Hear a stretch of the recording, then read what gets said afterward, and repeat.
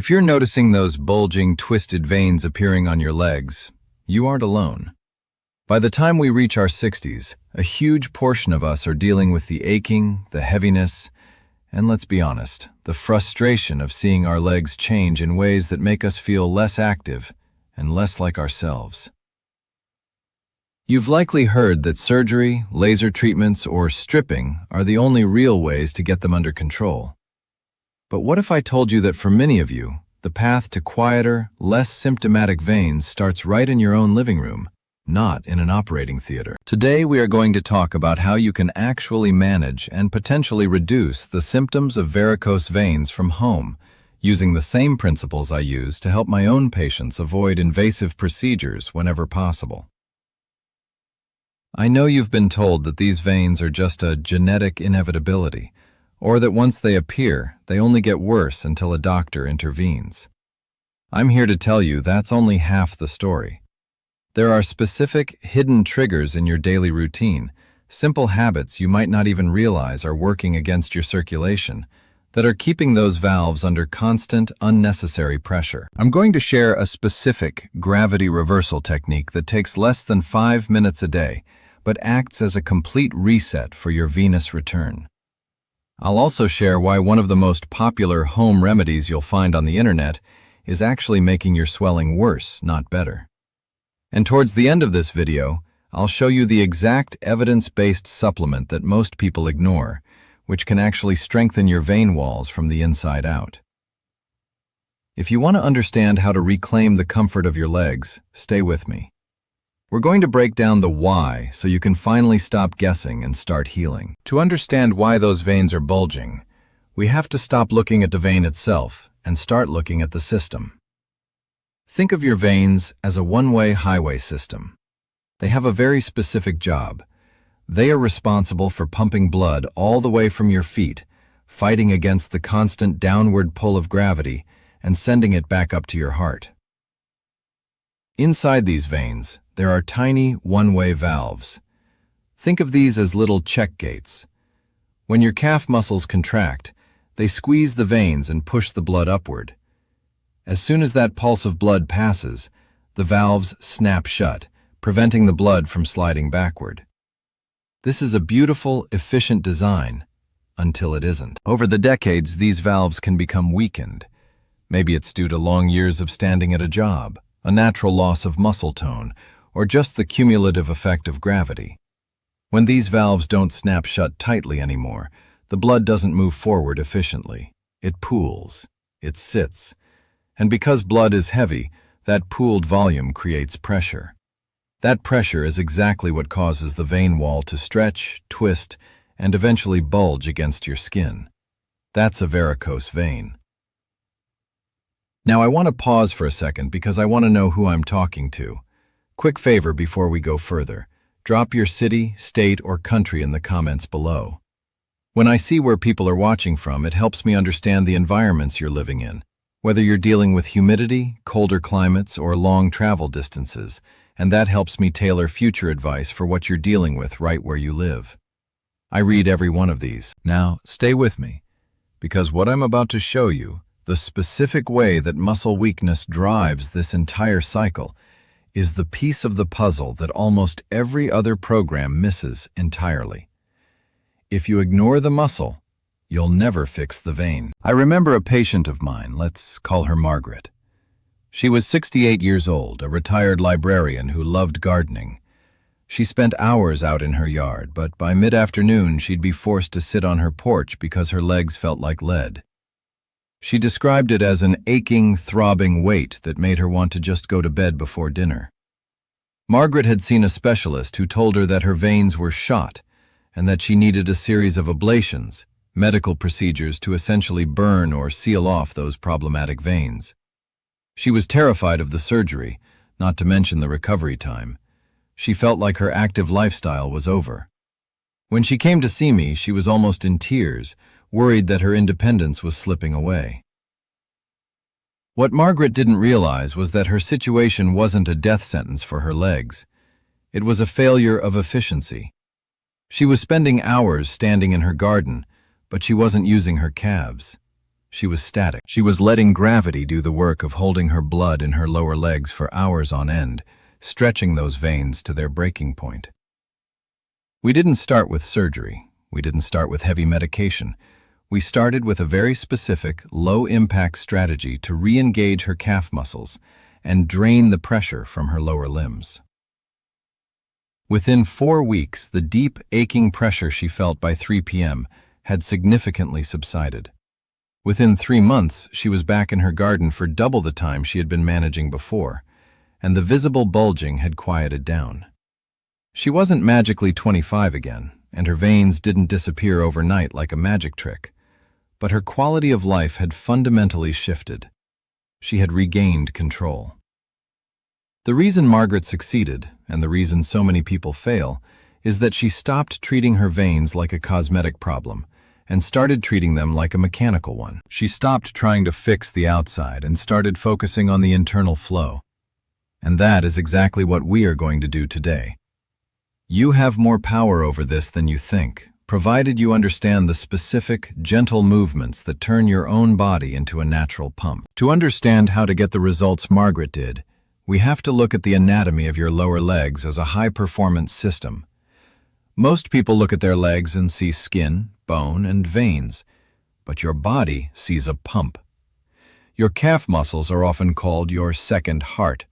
Every time you take a step, those muscles contract and press against the deep veins in your legs, forcing blood upward toward your heart.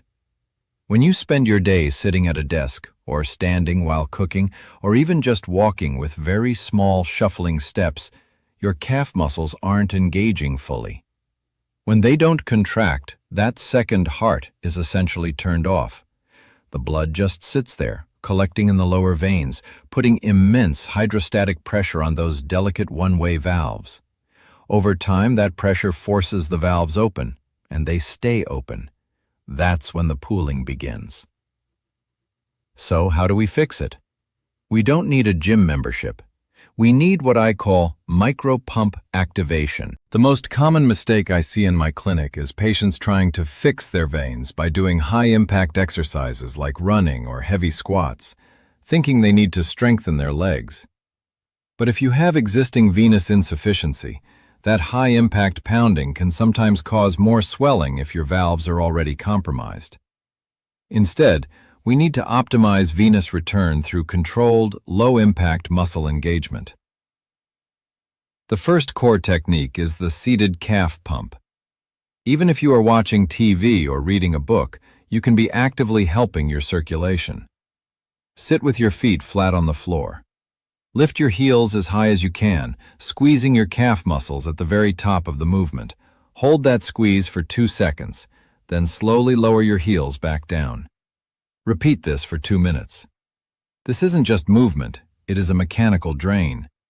You are manually pushing that pooled blood out of your lower legs and back into circulation. Another essential piece of the puzzle is managing your footwear. Many of us, as we get older, gravitate toward very soft, flat slippers, or shoes that offer zero arch support. But your arch acts as a spring. When you walk, a good arch helps push your foot off the ground and engages that calf pump.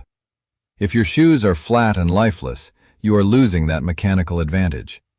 Look for shoes that provide firm, arch-supporting insoles.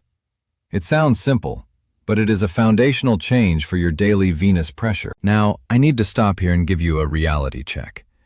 You've likely seen advertisements for vein-shrinking creams, herbal lotions, or miracle patches that promise to make your varicose veins disappear in weeks.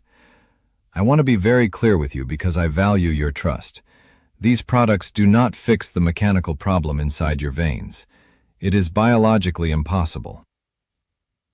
When you see these ads, they are targeting your frustration. They are selling you a shortcut because they know you want a solution that doesn't require effort.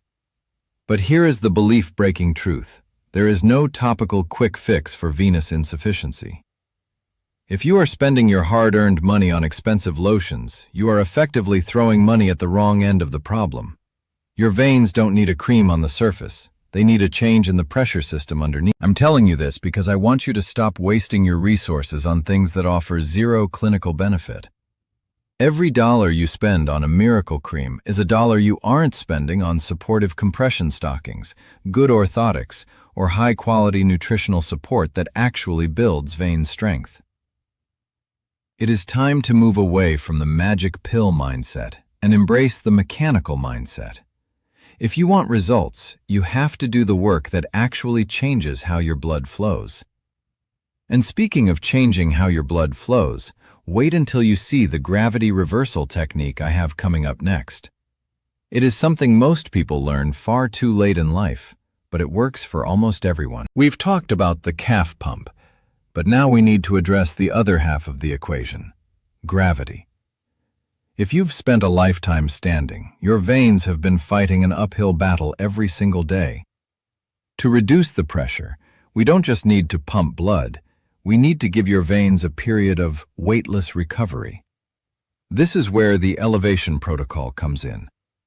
Many people try to elevate their legs, but they do it wrong. They prop their feet up on a low ottoman that's barely higher than their hips. That does almost nothing to help venous return. To actually use gravity to your advantage, your feet need to be positioned above the level of your heart. When you do this, you are effectively taking the entire burden of gravity off those damaged valves. You're allowing the blood that has been pooling in your calves to drain naturally back into the core of your body. Here is how you do it correctly. Lie flat on your back on a firm surface, like a bed or a carpeted floor. Place 2 or 3 firm pillows under your calves and feet so that your ankles are clearly elevated above your heart level. Stay in this position for 15 to 20 minutes twice a day, perhaps once in the late afternoon when the throbbing usually starts, and once before bed. While you are in this position, I want you to perform ankle circles. Slowly rotate your feet in wide, controlled circles, 10 times clockwise, then 10 times counterclockwise. This movement engages the deep muscles in your lower leg, which acts as a gentle massage for the veins, helping to push that stubborn, pooled blood out of the localized pockets. It's simple, it's free, and it is arguably more effective than any expensive compression garment you'll find online. The key here is consistency. One session of elevation won't fix a vein that has been stretching for years. But if you commit to this twice a day, you are preventing the vein from stretching further. You are giving your tissues the space to heal. Many of my patients report that after just 1 week of consistent elevation, the heavy feeling in their legs starts to vanish. That feeling is the sound of your veins finally being given a break from the constant pressure. It's not just about comfort, it's about preventing the long-term progression of venous disease. Now, you might be thinking, this sounds logical, but is there any real science behind these lifestyle changes? It's a fair question, and as a physician, I never want you to take my word for it without looking at the data. A significant study published in the Journal of Vascular Surgery looked specifically at the impact of lifestyle modifications on patients with chronic venous insufficiency. The researchers found that structured, low-impact exercise, specifically movements that target the calf muscle pump, resulted in a statistically significant improvement in venous reflux and a measurable reduction in leg edema, or swelling, in patients who were not surgical candidates. What's even more compelling is how this relates to venous wall integrity.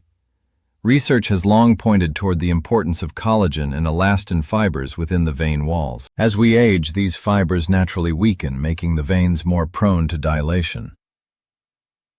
This is where evidence-based supplementation comes into play. There is a powerful plant-derived compound called Diosmin, often paired with Hesperidin. Clinical trials have shown that this specific combination acts as a venotonic agent. Essentially, it increases the tone of the vein walls, making them more resistant to pressure. In a double-blind, placebo-controlled study, patients using a micronized purified flavonoid fraction, which is essentially a concentrated, highly absorbable form of these compounds, saw a marked improvement in the symptoms of venous disease, including pain, heaviness, and cramping, compared to the placebo group. This isn't about a magic cure, but it is about providing your body with the structural tools it needs to maintain vein wall health. When you combine the elevation protocol we discussed with the right nutritional support, you are hitting the problem from two directions. You are reducing the mechanical pressure from the outside, and you are strengthening the structural integrity of the veins from the inside. This is the two-pronged, evidence-based approach to venous health that avoids the operating room and focuses on long-term, sustainable relief for your legs. To put this all together, you need a daily roadmap. You cannot wait until your legs are already throbbing to decide to care for them. Prevention and maintenance must become part of your daily rhythm, just like brushing your teeth. I call this the venous maintenance schedule. Start your morning by checking in with your legs. If you notice swelling, don't ignore it. This is your body telling you that the pressure is too high. Put on your compression stockings before you even get out of bed in the morning, while your legs are at their smallest and most drained. Many people make the mistake of waiting until they've been walking around for an hour to put them on, but by then, gravity has already started pulling fluid into your ankles. Throughout the day, build in micro-pump breaks. If you are in the kitchen, washing dishes, or standing for a few minutes, do those heel raises. Every single squeeze counts. If you're at a desk or sitting to read, make it a habit to straighten your legs out and flex your feet back toward your shins every 15 minutes. This simple motion engages the gastrocnemius and soleus muscles, the heavy hitters of your calf pump. In the late afternoon, when the day's fatigue settles into your lower limbs, commit to your 15-minute elevation protocol. Use your pillows, get your feet above your heart, and do those ankle circles. Treat this time as a non-negotiable appointment with your health. It is not just resting, it is medical therapy. Finally, stay hydrated and keep your sodium intake in check. Excess salt causes water retention, which increases blood volume, which in turn increases the pressure on your already taxed valves. It is all connected. By controlling the salt and keeping the water moving, you are directly reducing the load on your vein walls. This is the blueprint for keeping your legs comfortable, mobile, and healthy for years to come. You have the power to influence how your veins look and feel, even if you've spent decades believing otherwise. It isn't about finding a single miracle cure. It is about respecting the mechanics of your own body. By incorporating these daily routines, the micropumps, the proper elevation, and the smart use of supportive nutrition, you are moving from a state of passive decline to one of active management. You are protecting your independence, one day at a time. Remember, the goal isn't to look like you did in your 30s. The goal is to keep your legs healthy enough to do what you love, whether that's gardening, playing with your grandkids, or just walking through your neighborhood without pain. That is a victory worth working for. If you found this breakdown helpful, please hit the like button so this information can reach other seniors who are struggling with the same frustration. And if you haven't already, subscribe to the channel. I'm dedicated to bringing you the most practical, science-backed strategies for maintaining your health and dignity as you age. Every week, we dig into the real, actionable steps that can change your daily quality of life. Take the first step today. Start that elevation protocol tonight. You'll be surprised at how quickly your legs respond when you finally give them the support they've been waiting for. I'm here with you for the journey. I'll see you in the next video.